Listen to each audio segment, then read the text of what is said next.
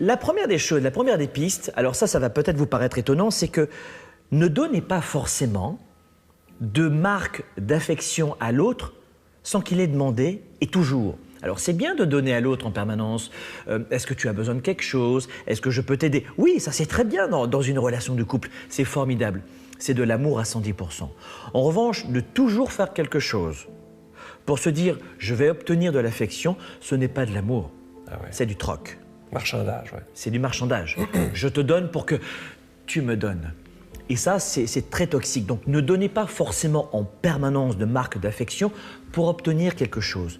Je crois que souvent, cette première piste, c'est vous devez être capable de vous donner de l'amour, de l'affection, de la connexion, sans forcément avoir besoin de l'autre.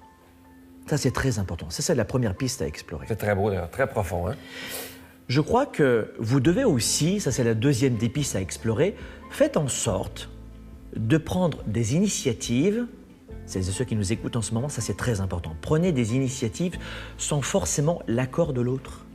On n'a pas besoin toujours de validation de l'autre pour se dire « je vais lire et acheter ce livre ». Non mais, parfois les personnes affectives en sont là. Est-ce que c'est possible que je puisse manger ce que je veux, de lire ce que je veux, d'aller promener, de faire une soirée, un party avec des amis, d'aller faire une séance, un spectacle, sans forcément ta validation? Et je crois qu'on doit s'accorder ça aussi. Il y a une troisième piste, ça t'intéresse? Oui, oui, tout à fait. Listez sur une feuille maintenant, à la maison, tout ce que vous avez accompli dans votre vie sans les autres. Et vous allez vous-même réaliser à quel point vous avez accompli énormément. Et vous étiez, avant la relation, une personne déjà riche de cœur, de spiritualité à l'intérieur, riche de dons et d'émotions, de partage et d'amour pour les autres. Vous étiez déjà riche avant cette relation. Et c'est parce que vous étiez riche avant cette relation que vous avez rencontré l'autre. Donc si aujourd'hui vous éteignez cette richesse que vous aviez déjà avant, l'autre, au lieu de le garder, vous allez le repousser.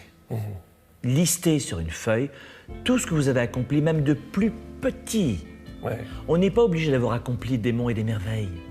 Mais vous avez besoin d'écrire sur une feuille tout ce que vous avez accompli, seul, même petit. Et n'oubliez pas, c'est la richesse, l'identité que vous êtes, le cœur, l'énergie, la lumière que vous avez et que vous aviez avant la relation qui a attiré l'autre. Si vous éteignez cette lumière, il n'y aura plus forcément autant d'attractivité que ce qu'il y avait avant la relation.